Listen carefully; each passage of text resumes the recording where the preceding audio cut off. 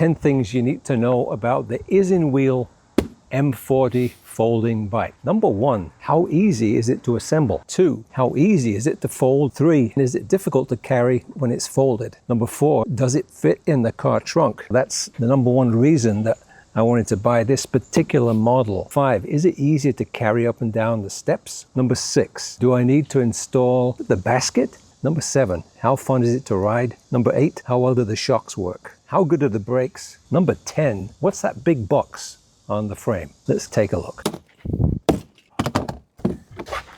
Let's get some air in the tire.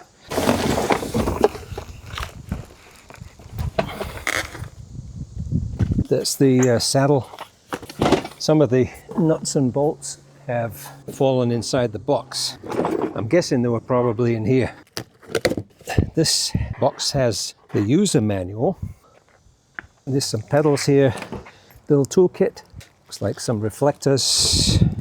There's a power supply. Here's the battery with the basket. It looks like the chain, everything is assembled there. And it does look like all we have to do is put on the saddle and the handlebars and put the wheel on the front. So I'm going to start taking these straps off.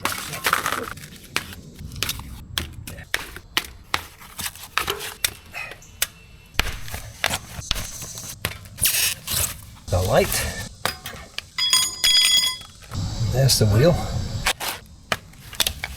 Oops, well, before we do anything else, it's good to get this battery charged. Pushing, I don't see anything displaying on there, so maybe this is completely dead. Perhaps you need a key. They give you 1 key, it looks like. Let's see, if you put that in, what I'm seeing here is it's got the off position and it says push and it says unlock. And see what it is? So that's how that works. That's how it's held in place. And here's the charging port. Just need to wire off, plug this into here, and see if I can get this charged up. So plug that in, and it's showing a red light here right now. So we'll just leave that to do its thing. It's time to read the instructions. You can make any sense of this? To put the handlebars on, made sense to me to take out 3 of these bolts here and just keep that pivoting right there, and then get this one in place over here. Maybe not, because it has to go over the top. Okay, take out all 4, and then hopefully I got this the right way around. This has got to be facing like this, where, you know, I'm going to be using the brakes like that. So now that that's in place, and get that little target symbol there in the middle. Okay. The front light. So let's get that one off. I have to get a wrench for that one. And here's the light. Here's another strap. There we go. Here are the 2 pedals that need to go on. And these just go on, they have the screw that just screws directly into the pedal crank. Left side is going to go in here with a left hand. It actually tells you the rotation direction. It says L pedal, and it shows you that this should be tightened that way. And you would just screw this in all the way. Now imagine that this is once it's in place, it'll be kind of a lock nut type thing. You need a number 15, which comes in the toolkit. Okay, and I can feel that that's like a locking thread that's either on the pedal or on the crank, and the other side, and that will be the right. You should want to make sure these reflectors are pushed in. Actually, this one's a little bit loose. For putting the wheel on, here's a tip that I got from another YouTuber. You flip the bike over, rest it on the handlebars and the seat over there, and then it's much easier to deal with the wheel. You've got the rotor here and the caliper over here, so you've got to make sure that's on the correct side, just to loosen this off. Right, it's tight. Okay. And see if I can drop this. So I'm just going to drop this into here. Looks like that's where that goes, and that would go there. This one would go here, and that's slotted right between the brake pads over here. Okay. And I think we want to get this so that it's, when we tighten this, when we push this together, it's got some tension on it. A good amount of tension. That feels pretty secure. The main reason I chose to get this particular model is because it's a folding bike, as well as having 26-inch wheels. The thing is, I want to get this into a car trunk. Let's talk about folding this bike. One thing I found out is you have to position the pedal so that when you fold this thing, that's not in the way. So that should be, I think it should be kind of over there. And I'm going to put the kickstand up, and on this side you have to release this, and then you have to pull up on it. We pull that out, and then that allows you to pull up, and then this thing is going to collapse like that. All right. And you've got to remember this thing's 60 pounds, so it's a little bit awkward. And I'm kind of making a meal of it, but anyway. So that could rest on, let's bring it back here. It has something there to rest on, and then a good idea would be to get a bungee cord and tie this together, which I'm going to try and do right now. Okay, so I'm going to put this through. Let's see where we can put this. I think this will do the trick, just to hold this together, and we're going to see if this will fit in the trunk. So I want to answer one question here, which is this good to carry up and down steps? Well, let's see. You could carry it like this. You could, if you got nice wide steps. I wouldn't want to do this every day, to be honest. You carry more than a bag of potatoes here. This is 60 pounds.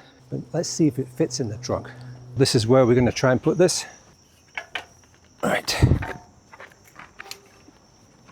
Get this over there.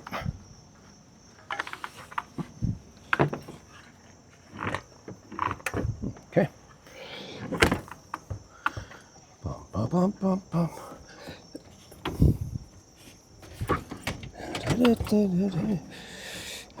Okay. Let's see if we can get this in a good position. What I'm going to have to do is loosen this off. Now, here's the key that comes with it. It's a little bit small, but it's okay. It does the job. So, oh yeah, it came out. That means if we can get this inside, then this can go on top. I've only tried this one time before, so I don't have this method down. But now that is actually inside. Okay, so this is actually a lot better than the previous attempt, and there's actually some room left over. The whole point of this, buying this, was to be able to do this without having to hang a bike stand on the back of the car, and this does work. Just to confirm, there we go. Now let's see what this is like taking this out of the trunk. So we're gonna have to maneuver this over the back here, and I think this is just gonna come out easy. And then let's see if we can assemble this quickly. So that handlebar, I think I want to put into place first. Just get that there. So I'm going to fasten that in a minute. I'll just get it in position. And then we'll see if we can fold this out.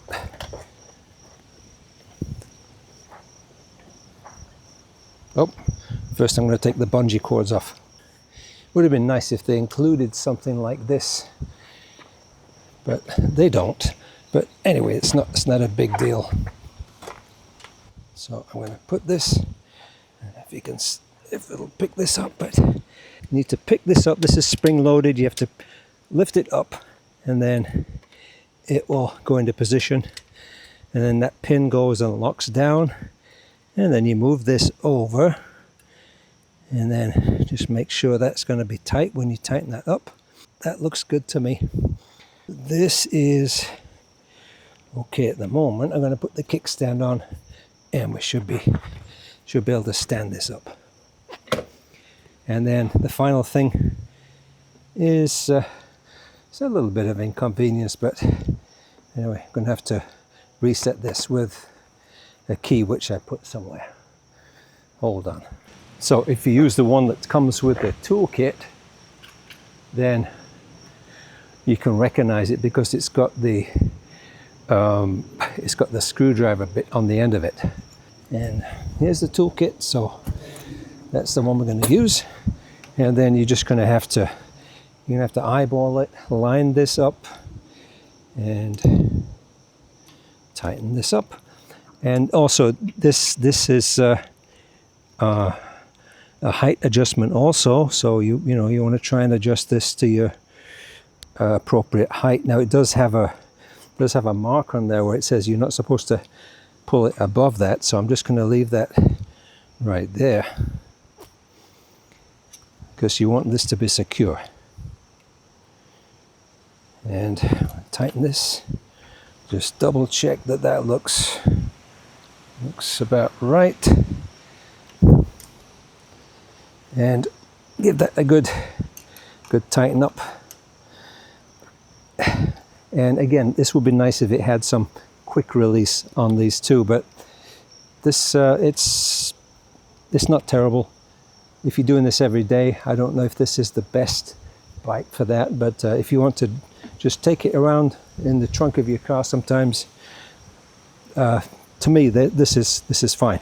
I just want to go through the points that I mentioned in the beginning and also mention a few things that I don't like about this bike. First of all, you can see how easy or difficult you might perceive this to assemble. It's not that difficult to fold it and unfold it. It's just you got to deal with the weight. It is 60 pounds. Carrying when it's folded is not that bad. If you have to go up some steps, that's another story. I don't know if you want to do that on a regular basis. The main thing for me was, does it fit in the trunk? And as you saw, it does. For me, that's a big plus. Is this basket necessary? Well, it's got the battery there.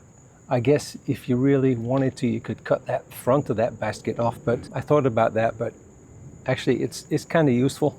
You know, you can carry a few things in it. Is it fun to ride? I'm going to cover that in another video, but basically I find it kind of fun. It's got me back into riding around, and it's just fun to have a little bit of extra power, especially going up the hills. Are the shocks good? Yeah, I find them good. You've actually got a shock down here, which is adjustable, and you have the shocks up the front there. So now the things that I don't like about this is, you know, perhaps that's one of the things, but I can live with that. The other thing is that this is kind of, you call this a short wheelbase. The front and the back wheel are a little bit close, and the height of this adjustment is a little bit short for what it should be for my height. So I'm going to rectify that. It's a very simple, it cost me less than $10. I'm going to get another one of these. That's a very simple fix. Basically, it's a good bike, and it is kind of fun to ride. So I will be doing another video on this, and also I will be comparing this to another folding bike. So look out for those. Subscribe to the channel, and you get notified. And if you like this, give me the thumbs up, and hope to see you again soon.